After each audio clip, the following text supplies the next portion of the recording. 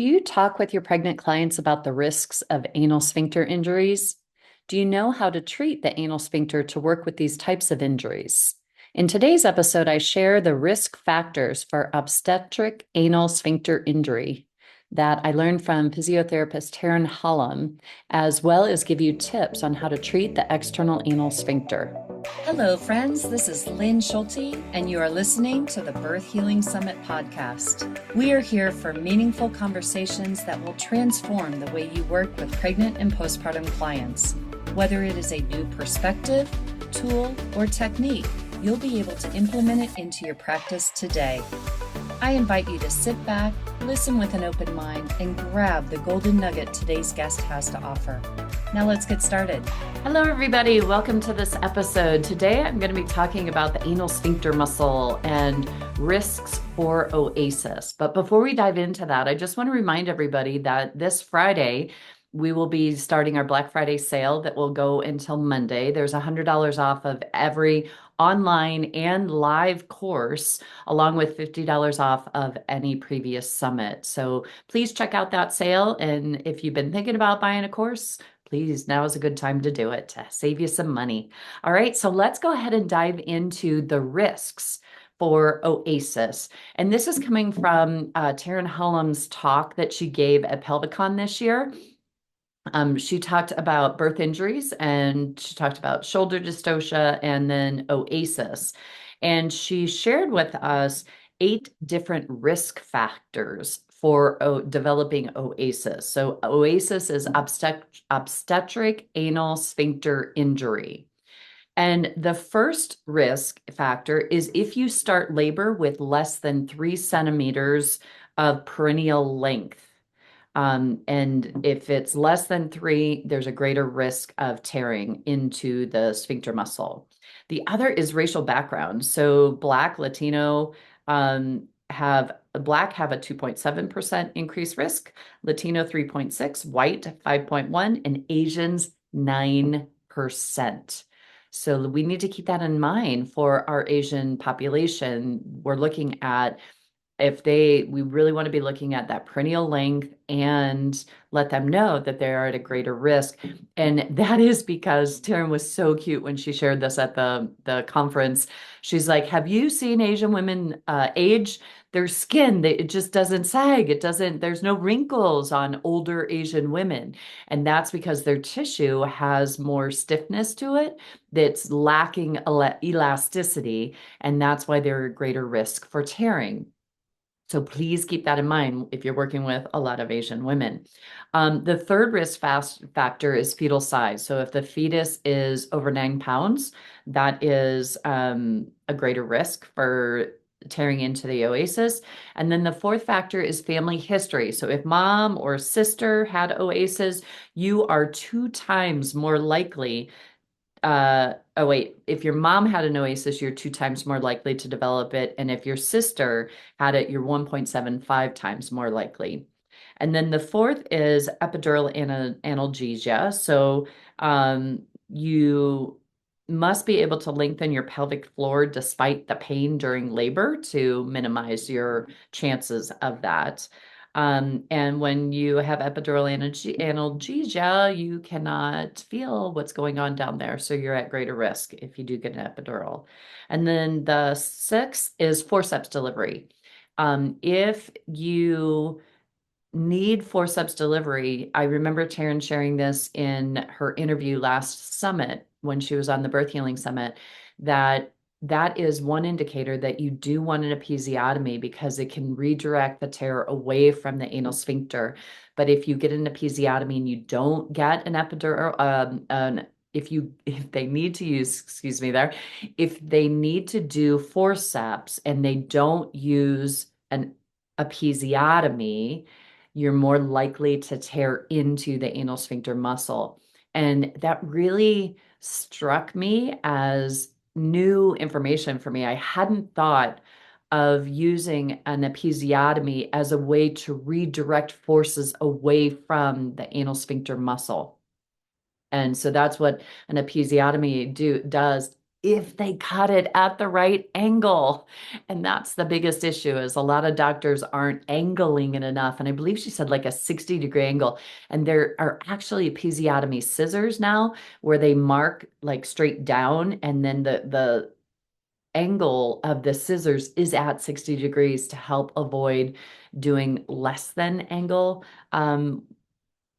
So the special scissors need to be used, and you need to encourage your clients to get an episiotomy if forceps delivery is needed in their birth. And then the seventh one is a second stage duration. So there is a 23% increase of injury for every 30 minutes in stage two. So the longer you're in that stage two of pushing, the greater your chances are every 30 minutes. There's a greater chance.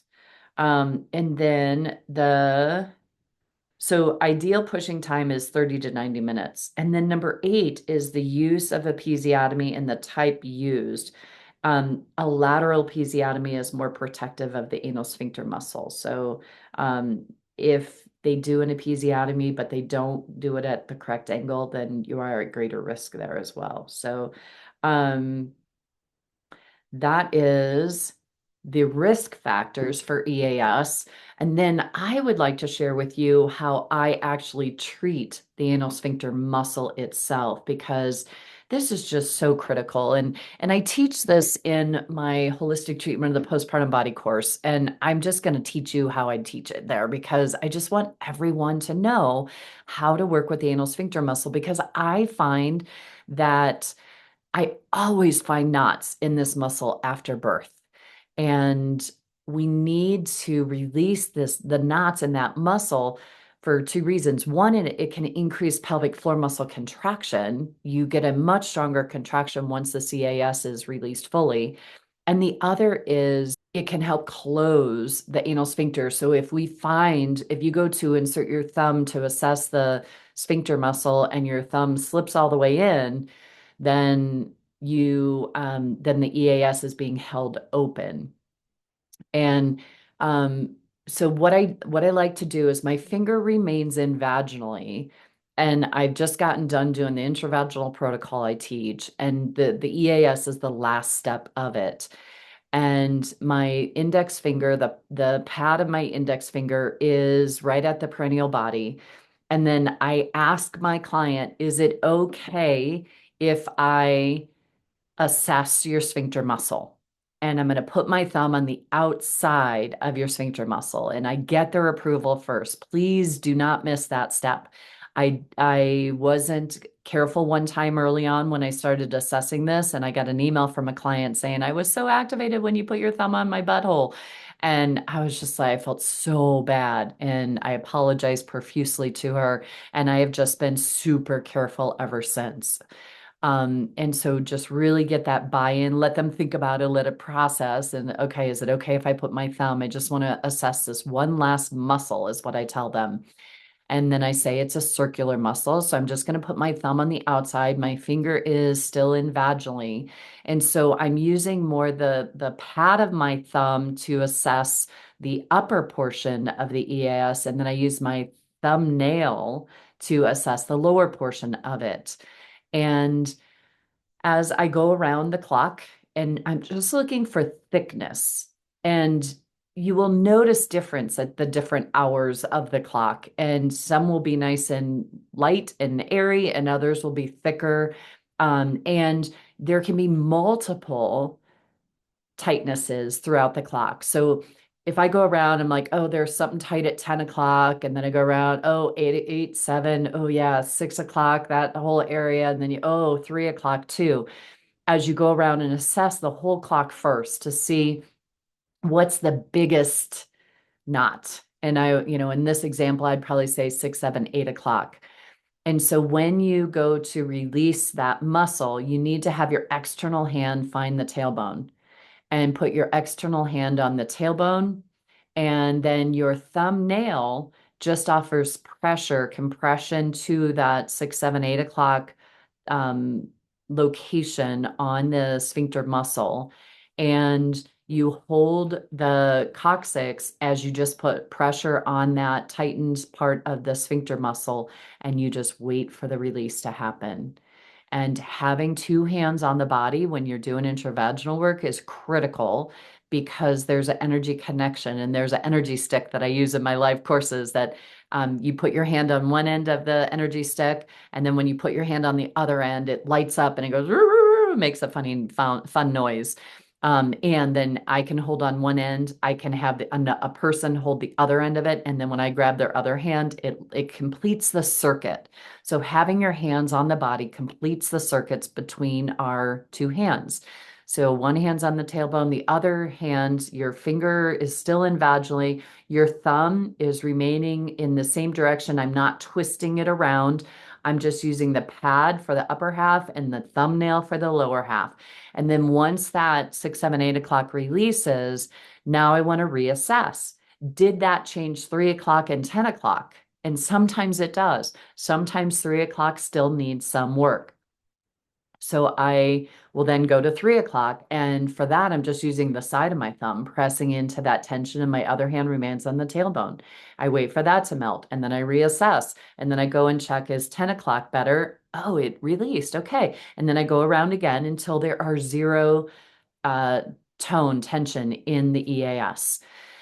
Then I sometimes when that happens, if the EAS is being held open because of all the knots in that muscle, then when you release one, you may get that reflexive closure of the sphincter muscle, and that's awesome. And if that does happen, please make sure you mention something. You're like, oh, good, look, your muscle, your reflex is kicked back in. That's awesome. That's what we want, because they're going to feel that tightness in their anus, and they're like, whoa, what happened there? And you're just like, oh, we just released that muscle, so it can work better now. Then if it is still open, and sometimes you have to discern, I have started to go in and really assess the IAS and go in a little bit deeper to assess to see if there's any knots in the IAS. If the muscle is still held open after releasing the external aspect of the muscle, then I will definitely do the internal aspect of it. If a person has a fissure or hemorrhoids, depending on how painful they are, I never like to create pain. And with fissures, they can be really, really painful. So you may want to just work externally for those. But if you can get in without creating any pain, assess and treat the IAS in the same manner. Sometimes you release them both. Other times I have found that, nope, there's still knots when I go in a little bit deeper, and I want to release those as well. So once I release the muscle itself, ideally, we want that muscle closed and tight. So you have to, I call it knocking on the front door to get into the sphincter muscle. If that sphincter muscle is not closed, then I want to work on the fascia around the muscle, because if it's been held open for a while, the fascia itself may be holding the muscle wide. And so I will take my thumb, my finger remains intravaginally, my index finger remains intravaginally the entire time. Then I take my thumb off the EAS and I go lateral, and I move that tissue as laterally towards the sphincter muscle as possible, going around the left, right side of it, and seeing if there's any resistance to moving that tissue towards the muscle. And then I'll go to the left side and I'll do the same thing. So I'm like trying to see, is there any fascial tension laterally to those muscles that might be help holding that muscle open? And then if I do find that, then the encouragement is just towards the midline. And then I may use my palm on the ischium to compress that medially as well. So as I rake that fascia towards the midline to try to release it. And then the third thing I like to do is assess and treat the IRF, so the ishiorectal fossa.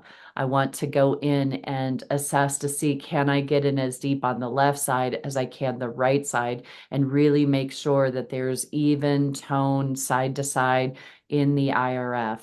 The other thing that we need to assess and treat for the eye, or for the sphincter muscle, and really keep this in mind, because the The sacrum being stuck in flexion will put inferior tension on the inferior aspect of the anal sphincter muscle. So if you go to assess it and 3 to 9 o'clock on the top half is all nice and loose, but then you go to assess 8, 7, 6, 5, 4, and you're feeling all this tension, that's telling you that the sacrum is stuck in flexion. I have a free course on my website on how to treat the flexion. Please check that out. The getting the sacrum back into its normal position will decrease the strain on the inferior aspect of the anal sphincter muscle because of the anococcygeal raphe that connects the two. Getting the sacrum into its normal position takes the strain off, but we still need to release that inferior aspect of the EAS. Okay. So those are, I just worked with someone this week and I did everything that I just talked about there. And she never got the reflex back. And however, when I initially started, like my whole thumb could just go right into the opening. And then when I finished, the opening was definitely smaller. She definitely had a better voluntary contraction of her sphincter muscle, and she was complaining of that, couldn't wipe clean. And so I told her, I'm like, well, after you feel like you're done, go ahead and do a couple of anal sphincter contractions and then wipe and see if that doesn't help. Sometimes it works, sometimes it doesn't. We need to just keep at it with the tissues, but know that there's so much that needs to be addressed in the anal sphincter muscle. And this is just something that I want everyone to be able to do. So please, as you listen to this podcast and you put it to practice and you find it helpful, share this podcast with all of your colleagues, because we just need more people, more pelvic health therapists releasing the EAS in this way so that we can get better, stronger pelvic floor muscle contractions. We can help moms close the sphincter muscle if that is being held open, and they can have better bowel function. So being able to empty fully, close off the stool, be able to wipe clean, all that, and especially for fissures and hemorrhoids. I forgot to mention that if someone has a fissure, usually what you're going to find is there is the knots are opposite it. So if the fissure's at 3 o'clock, you're going to find the knots at 7, 8 o'clock. If the fissure's at 10 o'clock, you're going to find the knots at 4 and 5 o'clock. So the fissure opens up where the opposite of where the knots are in the sphincter muscle. And it's important that you instruct your clients to release their EAS prior to every bowel movement. So find out where the knots are in that sphincter muscle, instruct your clients how to release it externally themselves. I just offer compression to the tightened tissue.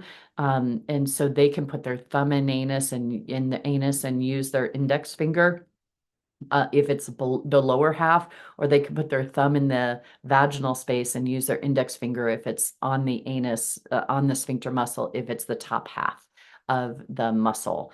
So that is, they need to release that prior to having every bowel movement, and that will speed up the healing of their fissure. And remember, everybody, fissures are incredibly painful for our clients. It's like pooping glass.